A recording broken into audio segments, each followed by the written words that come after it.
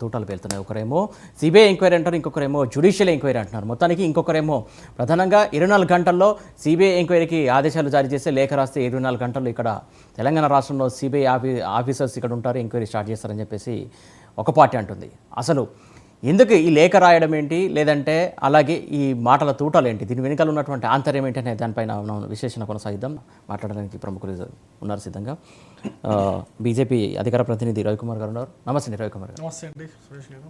అలాగే బండా శ్రీనివాస్ గారు బీఆర్ఎస్ నుంచి మనకు జాయిన్ అవుతారు. నెక్స్ట్ వెంకట నాయక్ గారు, బండా శ్రీనివాస్ గారు కూడా జాయిన్ అయ్యారు. శ్రీనివాస్ గారు నమస్తే అండి. నెక్స్ట్ వెంకట నాయక్ గారు కాంగ్రెస్ రాష్ట్ర నాయకులు. నమస్తే వెంకట గారు. అలాగే ప్రముఖ విశ్లేషకులు కోటేశ్వరరావు గారు. నమస్తే అండి కోటేశ్వరరావు గారు. నమస్తే. రైట్ రవికుమార్ గారు, ఈ పార్టీ ఎందుకు ఇలాంటి వ్యాఖ్యలు చేస్తుంది? మా పార్టీ అంటే ఇప్పుడు సురేష్ గారు, ముందుగా ప్రేక్షకులకి, మీకు ప్యానలిస్టులకి అందరికీ కూడా నమస్తే. ఇప్పుడు ఒక విషయం చెప్పండి, దేశం మొత్తం మీద ఇప్పటి వరకు దాదాపు 10 రాష్ట్రాలు సిబిఐకి ఉన్న కాన్సెంట్ని విత్డ్రా చేసుకున్నాయి. అంటే అర్థం ఏంటంటే సిబిఐని వాళ్ళ రాష్ట్రాల్లో ఎంట్రీ లేదు సిబిఐకి. ఇది జనరల్ కాన్సెంట్ని ఈ రాష్ట్రాలన్నీ కూడా విత్డ్రా చేసుకున్నాయి కాబట్టి సిబిఐ ఎంక్వైరీ వేయలేకపోయాం. మొట్టమొదటి విషయం. రెండో విషయం ఏంటంటే ఈ సిబిఐ కాన్సెంట్ ఎప్పుడు విత్డ్రా చేసుకున్నారు? కరెక్ట్గా పోయిన సంవత్సరము కవిత కేసు ఎప్పుడైతే వచ్చిందో, ఆ కవిత కేసు వస్తుంది అనే టైంలో ఆగస్టు నుంచి అక్టోబర్ మధ్యలో, అది ఎప్పుడు ఇచ్చారో కూడా తెలియదు. అది జీవో, ఆ జీవో రిలీజ్ చేసి ఇప్పుడు మీకు జీవోలన్నీ పబ్లిక్ డొమైన్లో పెట్టట్లేదు కదా, తెలిసిన విషయం. బీఆర్ఎస్ గవర్నమెంట్ ఎప్పుడు కూడా దాదాపు కొన్ని వందల జీవోస్ పబ్లిక్ డొమైన్లో పెట్టలేదు. ఈ జీవో పెట్టేసి సిబిఐని రాష్ట్రంలో రాకుండా చేశారు. ఈ యొక్క జీవో ఇచ్చినట్టు ప్రతిపక్షాలకు తెలీదు, ప్రతిపక్ష ఎమ్మెల్యేలకు తెలీదు, అధికారులకు కూడా తెలీదు. కేవలం కల్వకుంట్ల కుటుంబం తప్ప ఇంకెవరికి తెలియదు. ఇప్పుడు చెప్పండి, సిబిఐ ఎంక్వైరీ గత 10 సంవత్సరాల్లో, అంటే అది సరే కాళేశ్వరం పూర్తయి 3-4 సంవత్సరాలు అయింది. దానిలో కాళేశ్వరం అసలు పనికిరాదని తెలిసింది మనకు, పోయిన సంవత్సరం తెలిసింది. అది రుజువు అయింది. ఈ సంవత్సరం మేడిగడ్డ కుంగిపోయిన తర్వాత అది రుజువు అయిపోయింది, ఈ కాళేశ్వరం అనేది పనికిరాదని.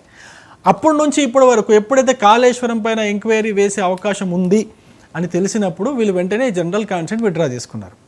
ఇప్పుడు ఏంటంటే, ఇప్పుడు తెలంగాణ ప్రజలు కాంగ్రెస్ పార్టీకి అధికారం ఇచ్చారు. రేవంత్ రెడ్డి గారిని ముఖ్యమంత్రి సీట్లో కూర్చోబెట్టారు. ఇప్పుడు రేవంత్ రెడ్డి గారు ఎన్ని విషయాలు చెప్పారు అధికారంలో రావడానికి? అన్ని విషయాల్లో ఇదొక విషయము ఏంటి, కాళేశ్వరం పైన జరిగినటువంటి అవినీతిని బయటికి తీస్తామని చెప్పారు. అది మీరు సింగిల్ జడ్జి వేస్తారా, జ్యుడిషియల్ టీం వేస్తారా, సిట్ వేస్తారా, లేకపోతే మీరు రాయండి ముఖ్యమంత్రిగా సిబిఐకి ఒక లెటర్ రాయండి. కాళేశ్వరం పైన అవినీతి జరిగింది, ఈ అవినీతి పైన మీరు కొంచెం ఇన్వెస్టిగేషన్ చేయండి, అక్కడ ఎంత అవినీతి జరిగింది బయటికి తీయండి అని చెప్పేసి మీరు ఒక లెటర్ సిబిఐకి రాయండి, యాక్సెప్ట్ చేస్తారు. ఇప్పుడు ఫెడరల్ సిస్టంలో ఎప్పుడైతే మీరు సిబిఐకి కాన్సెంట్ ఇవ్వరో అప్పుడు సిబిఐ రావడానికి వీల్లేదు. కానీ ముఖ్యమంత్రి గారు ఈ యొక్క జరిగిన అవినీతి పైన విచారణ కోరుకుంటూ సిబిఐకి లెటర్ రాస్తే సిబిఐ ఖచ్చితంగా ఎంక్వైరీ చేస్తుంది. ఇప్పుడు నా ప్రశ్న ఏంటంటే మీరు అధికారంలోకి వచ్చి దాదాపు ఒక 20 days అవుతుంది అనుకుందాం. ఈ 20 daysలో ఇంతవరకు కాళేశ్వరం పైన మీరు సిబిఐ ఎంక్వైరీ మీరు రాయలేదు. మేము కూడా అడిగాం, మీరు ఎందుకు రాయట్లేదు? దేనికి వెనకపోతున్నారు? ఏంటి మతలబు? మీరు కూడా బీఆర్ఎస్తో కలిసిపోయారా? నాకు తెలిసి ఎవరో కాంట్రాక్టర్లు వచ్చేసి మిమ్మల్ని మీ ఇంట్లో మీతో కలిసి మాట్లాడుకున్నట్టున్నారు. మరి ఏం జరిగింది లోగుట్టు ఎవరికి తెలుసు? మీరు ఇప్పుడు ఉత్తమ్ కుమార్ రెడ్డి గారు నిన్న మాట్లాడుతూ సింగిల్ జడ్జో ఏదో జ్యుడిషియల్ విచారణ ఏదో వేస్తామంటున్నారు. వేయండి బాబు, మేము కూడా సపోర్ట్ చేస్తాం. Right, okay. వెంకట్ గారు, ఏంటి అసలు మీ స్టాండ్ ఏంటి? లెటర్ రాయాలనుకుంటున్నారా, లేకుంటే సిట్టింగ్ జడ్జి తోటి విచారణ జరిపించాలనుకుంటున్నారా, ఏంటి అసలు? ముందుగా మీకు నమస్కారం అన్న, దాంతోపాటు ప్యానెల్లో ఉన్న పెద్దలకి నమస్కారం. ఇక్కడ ఒక విషయం స్పష్టంగా చెప్పదలుచుకుని ఏంటంటే, ఎప్పుడైతే ఈడీ విచారణ విషయంలో బీజేపీ బీఆర్ఎస్ రెండు కలిసి ఆడిన నాటకంలో వాళ్ళిద్దరు ఒకటని తేలిపోయిందో, ఆటోమేటిక్గా సిబిఐ విచారణ ఇచ్చే విషయంలో కాంగ్రెస్ పార్టీ ప్రభుత్వానికి కొన్ని డౌట్లు ఉన్నాయి. అందులో భాగంగా ప్రధానంగా ఇక్కడ ముఖ్యంగా చర్చించాల్సిన విషయం ఏంటంటే, 38,000 కోట్లకు ఉన్న ప్రాణహిత చేవెళ్ల ప్రాజెక్టు 1,50,000 కోట్లకు పోయిన తర్వాత, కాళేశ్వరం రూపంలో పోయిన తర్వాత, దానికి కొంచెం అంటే వాళ్ళు చెప్పిన దాని ప్రకారం 74,000 కోట్లు ఎంతో అయింది కదా. ఆ లోన్లు ఇచ్చే క్రమంలో స్వతంత్రం వచ్చినప్పటి నుంచి ఇప్పటి వరకు టిల్ టుడే వరకు కార్పొరేషన్ల పేర్ల మీద లోన్లు తెచ్చిన సందర్భాలు లేవు. అయినా సరే కేంద్ర ప్రభుత్వం లోన్లు ఇవ్వడం కోసం అవకాశం ఇచ్చింది. అదేవిధంగా అప్పులు తెచ్చిన సంస్థలు ఏదైతే ఉన్నాయో అవి అవినీతి చేస్తుందా, ఇంకేదైనా చేస్తుందా అని చెప్పి క్రాస్ చెక్ చేసుకునే బాధ్యత కేంద్ర ప్రభుత్వం ఉన్న ఆర్బీఐకి ఉంటుంది, కేంద్ర ప్రభుత్వం కూడా ఉంటుంది. అది బేసిక్ ఫండమెంటల్ థింగ్. దానికి బీజేపీ పార్టీ ఎక్కడ ముందుకు రాలే, దానికి ఇది చేయలే, అంటే ఏది అవినీతిని బయటికి తీయడంలో కానీ అక్కడ ఉన్న లోపాలని కానీ బయట తీయడంలో చేయలే. ఇక్కడ ప్రధానంగా ఒకటి గమనించాలి ఏంటంటే, ఈ కాళేశ్వరం ప్రాజెక్టు ఏదైతే ఉందో అది కట్టే ప్రణాళిక ఎట్లా ఉందంటే నాన్ ఈపీసీ ప్రాసెస్లో కట్టిరు. నాన్ ఈపీసీ అంటే ఇంజనీరింగ్, ప్రొక్యూర్మెంట్, కన్స్ట్రక్షన్, ఈ 3 అంశాలు లేకుండా కాళేశ్వరం ప్రాజెక్టును కట్టిరు. అంటే ఎవరిని బదనాం చేయాలో, ఎవరిని అథారిటేషన్ చేయాలో కూడా మనకు తెలియని అంశంగా కాళేశ్వరం ప్రాజెక్టును కట్టిరు. అందులో భాగంగా ఏంటంటే ఈ నాన్ ఈపీసీ ప్రకారం కట్టినప్పుడు ఏమవుతుందంటే ప్లానింగ్ కానీ డిజైన్ కానీ అంతా రాష్ట్ర ప్రభుత్వం ఇస్తుంది, రాష్ట్ర ప్రభుత్వం ఉన్న ఇంజనీర్లు ఇవ్వాల్సి ఉంటుంది. ఇక్కడ ఇప్పుడు కాళేశ్వరం ప్రాజెక్టులో లుకలుకలు జరిగినాయి, పిల్లర్లు కూలిన తర్వాత చర్యలు తీసుకోవాల్సిన అవసరం ఉంటుంది కదా. పిల్లలు కూలలే, వంగాయ కుంగాయ. అదే ఇప్పుడు ఏమంటారంటే సరే వంగాయ కుంగాయ ఏదో ఒకటి ఏదైతే నాశనం అయితే జరిగింది. కూలడం అంటే మొత్తానికి కూలినట్టుది వేరో, చాలా కుంగడం వేరు. సపోర్ట్తో ఉన్నాయి అవి కూడా కూలిపోతాయి, సపోర్ట్తో ఉన్నాయి. ఇక్కడ ప్రధానంగా సార్ మేము ఏం చెప్పదలుచుకున్నాం అంటే కాళేశ్వరం ప్రాజెక్టులో లుకలుగా జరుగుతున్నాయని చెప్పి డ్యామ్ సేఫ్టీ అథారిటీ ఒక రిపోర్ట్ ఇచ్చిన తర్వాత కూడా ఇంజనీర్స్ మీద ఎందుకు యాక్షన్ తీసుకోలేదు? ఎందుకంటే ఇది నాన్ ఈపీసీ మెథడ్లో కట్టిరు కదా. ఇది ఎల్ఎన్టీ ఇచ్చిన డిజైన్ కాదు, ఎల్ఎన్టీ ఇచ్చిన డిజైన్ కాదు. వాళ్ళు ఇప్పుడు అప్పుడున్న రజత్ కుమార్ గారు ఏమన్నారు, మోనోలిథిక్ మేనర్లో కట్టాము, ఇది రాష్ట్ర ప్రభుత్వం ఇన్వాల్వ్ అయ్యి కట్టాలని చెప్పి వాళ్ళు క్లియర్ కట్గా అన్నారు. అప్పుడు ఎల్ఎన్టీ బాధ్యత తీసుకోదు కదా. తీసుకున్నప్పుడు బాధ్యత ఎవరు తీసుకోవాలి? ఇంజనీర్స్ తీసుకోవాలి. మరి ఇంజనీర్ని ఎందుకు వాళ్ళు ఇది చేయలే అంటే ఎందుకు తీసేయాలంటే అప్పటికి అంటే కేసీఆర్ గారు ఎవరైతే ఉన్నారో వారే దానికి కర్త కర్మ క్రియగా దాన్ని ముందుకొచ్చిర్రు. దానికి ముందుకొచ్చి నేనే డిజైను, నేనే కర్తగా అని చెప్పి చాలా సభలు సమావేశాల్లో వాళ్ళు చెప్పుకున్నారు. కానీ ఎప్పుడైతే కాళేశ్వరం పిల్లలు కుంగిపోయాయో అప్పటి నుంచి వాళ్ళు కాళేశ్వరం యొక్క గొప్పలు చెప్పుకోవడానికి వాళ్ళు ఇష్టపడలేదు. కాళేశ్వరం యొక్క గొప్పలు వాళ్ళు చెప్పలే, ఏ ఎన్నికల సభలో కూడా చెప్పలే. వాళ్ళు ప్రతిసారి అంటే ఉప ఎన్నికల్లో కూడా మీరు గమనించండి, సర్పంచ్ ఎంపీడీసీ ఎలక్షన్లో కూడా కాళేశ్వరం గొప్పలు చెప్పుకున్నారు వాళ్ళు. అయినా సరే ఈ మొన్న జరిగిన ఏదైతే ఎన్నికల జనరల్ ఎలక్షన్లో వాళ్ళకి అక్కడ చెప్పలే. మీరు ఇక్కడ ప్రధానంగా గమనించండి నా ఒక విషయం ఏంటంటే కాళేశ్వరం కుంగుబాటు అనేది ఏదో ఒక్క రోజులో మొన్న జరిగింది కాదు. అది 2019 జూన్ 21వ తారీఖున కాళేశ్వరం ప్రారంభమైంది. అఫీషియల్గా కేసీఆర్ గారు ప్రారంభించారు. అప్పటి నుంచి 2019 ఆగస్టులో, 2019 సెప్టెంబర్లో అంటే అది లుకులు వస్తూనే ఉన్నాయి. అయినా సరే ప్రతిసారి బీఆర్ఎస్ ప్రభుత్వం దాన్ని కప్పిపుచ్చే ప్రయత్నం చేసింది. ఈ రోజు కాంగ్రెస్ ప్రభుత్వం యాక్షన్ తీసుకుంటా అంటే డైవర్ట్ చేసే పనులు చేస్తున్నారు. శ్రీనివాస్ గారు, కాళేశ్వరం ప్రాజెక్ట్ సంబంధించి ఏ ఎంక్వైరీకి మీ పార్టీ కావచ్చు, మీ నాయకులు కావచ్చు సిద్ధమవుతున్నారు? మీ మాట వినబట్లే, అన్మ్యూట్ చేయండి, మ్యూట్లో ఉన్నారు. Hello, continue. ఇప్పుడు ఈ రోజుకు నెల అవుతుంది రిజల్ట్ వచ్చి, ఇంకా ఎలక్షన్ల మూమెంట్లో మాట్లాడుతుంటే సార్ ఇప్పుడు అధికారం కాంగ్రెస్ గవర్నమెంట్ ఉంది, మీరు ఎంక్వైరీ చేసుకోవచ్చు, సెంట్రల్లో ఎంక్వైరీ చేసుకోవచ్చు, ఇవన్నీ ఉన్నాయి కదా. మీరు ఏదో దయదలిచి ఏదో బాగా మీరు ఏదో ప్రేమ చూపించినట్టు ఎందుకు సార్? ఎంక్వైరీ చేయండి, ఏం జరిగిందో తెలుస్తుంది. అక్కడ జరిగింది 93 లక్షల కోట్లు అయితే 150 లక్షల కోట్లు అని చెప్పి ప్రకటన. మీరు ఏ ఎంక్వైరీకైనా సిద్ధంగా ఉన్నారా? దేనికైనా ఇప్పుడు సిద్ధం లేకున్నా కూడా తప్పు చేసిన వాళ్ళు అనుభవించాలి సార్. ఏం చేస్తారో చేయండి. మీరు కాళేశ్వరం ప్రాజెక్టు కట్టిన తర్వాత ప్రతి రైతుకు ప్రతి ఎకరాకు నీళ్ళు ఇచ్చినటువంటి సందర్భాన్ని ఇచ్చిపెట్టి ఇంకా ఎలక్షన్లలో వాగ్దానాలు చేసినట్టుగా ఎలక్షన్లలో మాట్లాడినట్టుగా ఒకటి కుంగింది, దానంతా మాత్రాన మొత్తం కాళేశ్వరం ప్రాజెక్ట్ అయిపోయేలా అదంతా కాదు కదా. ఇప్పుడు నేనేమంటున్నా, కేంద్రంలో బీజేపీ ఉంది, రాష్ట్రంలో అదే బీజేపీ ఏమంటుందంటే కాళేశ్వరం ప్రాజెక్ట్ ఎందుకు పనికి రాకుండా అవుతుంది పరిస్థితి అంటుంది. దానికి ఒప్పుకుంటారు సార్. కాళేశ్వరం రైతులు అడగండి, ఇక్కడికి పట్టుకొని ఇక్కడ స్టూడియోలలో కూర్చొని మాట్లాడదా కదా సార్. ప్రతి ఎకరాకు నీళ్ళు అందించింది కేసీఆర్ గారే కదా. ఈరోజు 2 పంటలకు నీళ్ళు అందించింది కేసీఆర్ కదా. ఒట్టిగానే మాట్లాడతట్లే సార్. ప్రతి ఎకరానికి నీళ్ళు అందించినటువంటి సందర్భం రైతులను అడగాలి. పట్టుకనే ఇక్కడ కూర్చొని మాట్లాడదా కదా సార్. మీరు చూడండి, ఫిజికల్ గా మీరు బాయిల కాడికి వచ్చి చూస్తే తెలుస్తుంది. ఇలా ఎంత సంతోషంగా ఉన్నారు రైతాంగం అంటే. వాళ్ళకు కాళేశ్వరం ప్రాజెక్టు కట్టిన తర్వాతనే ప్రతి 2 పంటలు పండించుకునే సందర్భం, గతంలో ఒకటే పంట పండించుకునేటువంటి సందర్భం. అప్పుడు మోటార్లు రిపేరింగ్లు అయ్యి వాళ్ళ జీవితాలు నాశనమైనటువంటి సందర్భం. అవన్నీ ఇప్పుడు పోయినాయి. మంచిగా 2 పంటలు మంచిగా పుష్కలంగా పండించుకుంటున్నారు. ఇప్పుడు ఏంటంటే మీరేదో కప్పిపుచ్చుకొని ఏదో చేసి ఇప్పుడు శ్రీనివాస్ గారు కాళేశ్వరం ప్రాజెక్టు ఏ నది పైన కట్టిరో తెలుసా?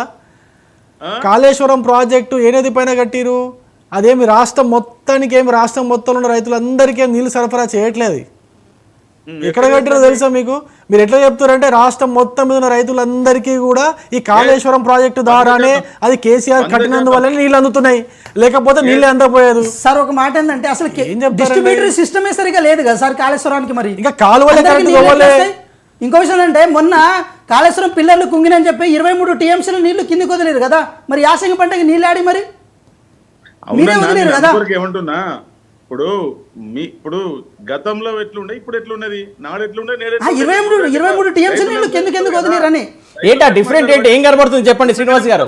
గతంలో ఇప్పుడు నాడు నేడు అనేది ఒకటి అంటున్నారు కదా, ఏంటి ఆ డిఫరెంట్ ఏంటో కొంచెం వివరిస్తారా? గతంలో రైతుల ఆత్మహత్యలు ఉండేది, ఈ 9.5 సంవత్సరాల ఆత్మహత్యలు ఉన్నాయా?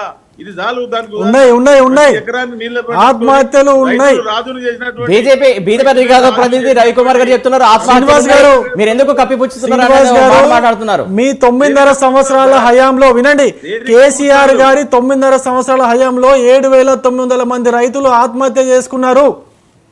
లేవని అనకండి, 7,900 మంది రైతులు ఆత్మహత్య చేసుకున్నారు. ప్రాజెక్టు కట్టిన తర్వాత ఎంతమంది చచ్చిలో చెప్పండి. గత సంవత్సరం 760 మంది రైతులు ఆత్మహత్య చేసుకున్నారు. గత సంవత్సరం లెక్కలు తెలుసా?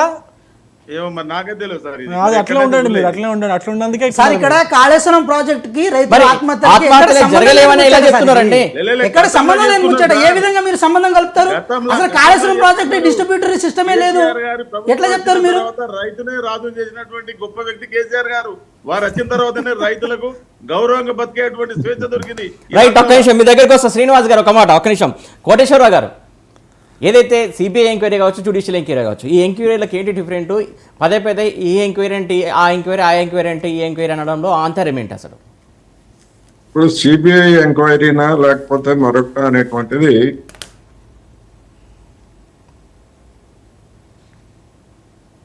సార్ మీ ఆడియో బ్రేక్ అవుతుంది, కంటిన్యూ చేయండి.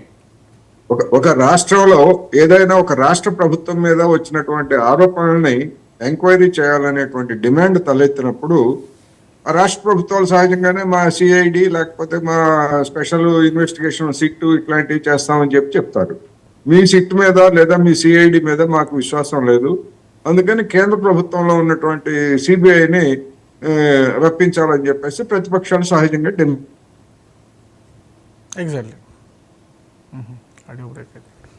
గతంలో బీజేపీ కానివ్వండి లేదా కాంగ్రెస్ కూడా అటువంటి డిమాండ్ చేసింది, సిబిఐ ఎంక్వైరీ జరపాలని. కానీ ఇప్పటికి వచ్చేసరికి ప్రభుత్వం మారిపోయింది. ఈ ప్రభుత్వం మారిపోయినటువంటి ఈ రేవంత్ రెడ్డి గారి సర్కారు ఎంక్వైరీ చేస్తానంటా ఉంది. ఎంక్వైరీ ఎవరి మీద చేస్తుంది? తన హయాంలో జరిగినటువంటి దాని మీద కాదు చేస్తూ ఉంది, గత ప్రభుత్వ హయాంలో జరిగినటువంటి దాని మీద చేస్తుంది. అందులోని గత ప్రభుత్వ హయాంల మీద కొత్త ప్రభుత్వం చేసేటువంటి దాన్ని నమ్మాలా లేదా అనేటువంటిది ఒక ప్రశ్న. నా అభిప్రాయం అయితే గత ప్రభుత్వం మీద చేసేటువంటి దాన్ని అంటే కొత్త ప్రభుత్వం చేసేటువంటి దాన్ని మనం విశ్వసించడం అవసరం లేదు, దీని కాదు సిబిఐ రావాలనేటువంటి దానిలో అర్థం లేదనేటువంటి నా అభిప్రాయం.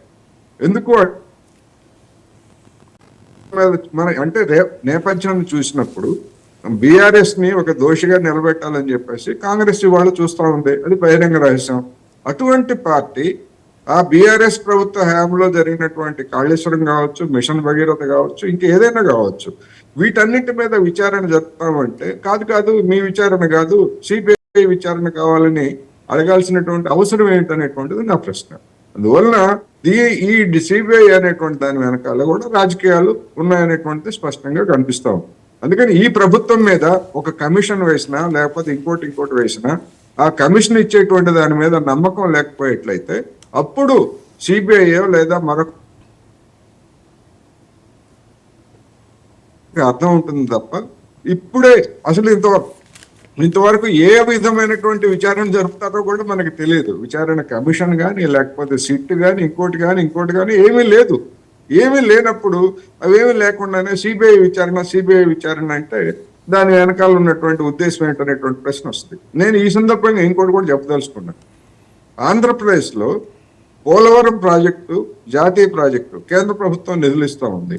ఆ పోలవరం ప్రాజెక్ట్ని ఏటీఎంగా వాడుతున్నారని చెప్పేసి సాక్షాత్ ప్రధానమంత్రి గారే చెప్పారు.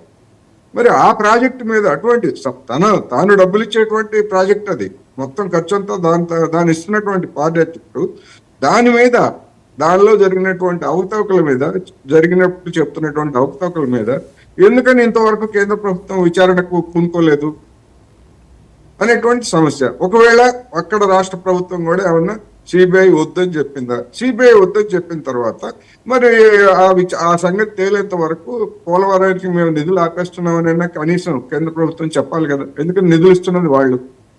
అందువల్ల ఎస్ రవి గారు. అయితే డిమాండ్ అనేటువంటిది ఒక నిమిషం, కోటేశ్వర గారు, మీ దగ్గరికి వస్తాం. కూడుకున్నది అనేది నా అభిప్రాయం. ఎస్ రవి గారు. నేనేమంటే పోయిన టర్మ్లో బీఆర్ఎస్ పార్టీ అధికారంలో ఉండింది. బీఆర్ఎస్ పార్టీ రైట్, అధికారం కోటేశ్వర గారు చెప్పిన దానికి ఏమైనా క్లారిటీ?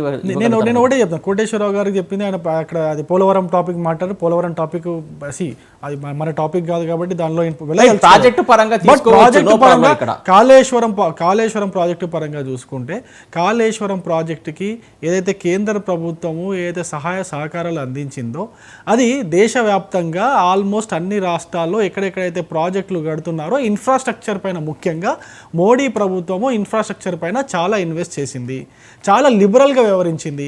అది దాంట్లో భాగంగా కాళేశ్వరానికి కూడా కేంద్ర ప్రభుత్వం సహాయ సహకారాలు అందించింది. రూరల్ ఎలక్ట్రిఫికేషన్ కంపెనీ ద్వారా కావచ్చు, అదేవిధంగా మన